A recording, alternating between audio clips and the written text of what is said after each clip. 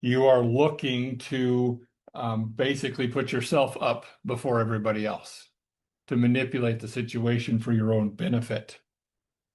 That's a total work of the flesh. So if we're putting ourselves above others, or we're doing things out of selfish ambition, then we're not living according to who we are in Christ.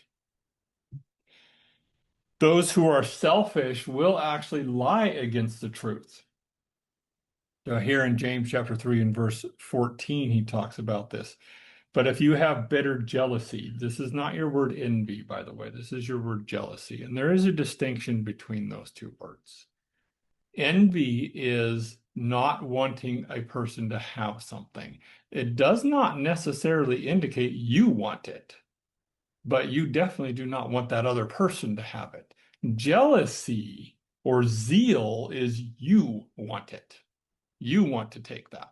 So he says, therefore, if you have bitter zeal, that is jealousy on this side, so it's the negative side of it, and self-seeking in your hearts, do not boast and lie against the truth. Okay? Because somebody who has this kind of an attitude, this frame of mind, will boast against the truth for their own advantage. Where selfish ambition then resides, over in James chapter 3 and verse 16, he talks about this. He says, for where these two things, again, would be zeal or jealousy and selfish ambition, confusion, and your word of evil here is every fallow thing. It doesn't produce anything of any value. So where you get these kinds of things, especially among the saints, if this is among the saints, that we're not going to produce anything of value together. And we don't want that. Rather, we are to esteem other saints as better than ourselves. Philippians chapter 2 and verse 3. So let nothing be done through selfish ambition or conceit, but in lowliness of mind, that is, having a proper frame of mind. And lowliness would be your humility term. Let us esteem others better than ourselves. So we're not going to put ourselves above others. And of course, esteem comes from the concept of leading or guiding.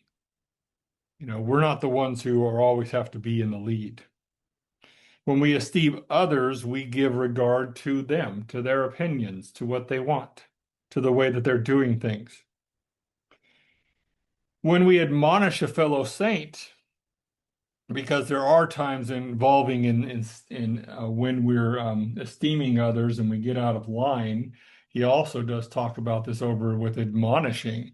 And this is over in Second Thessalonians chapter 3 and verse 15. It says, yet do not count him as an enemy, but admonish him as a brother. Now, in the context, what's going on, it says, if anybody does not obey the words in this epistle, note that person and do not keep company with him, so that they may be ashamed. Not treating them as one who is an enemy, but admonishing him as a brother, esteeming him. So this word account here, do not count, that's actually a word esteem. Don't esteem him as though he's an enemy. So I know at first when you're reading this, it's like, what does that have to do with esteem? Well, because our translations make it a little difficult to see it. Esteem is just as, let's see, actually, when it comes to esteem, over in 2 Peter chapter 1 and verse 13, he says, and I think it right, that is, I esteem it to be something that is just, as long as I am in this tent, to stir you up by reminding you of these things. As Peter continues to write about the truth and the things that relate to our salvation.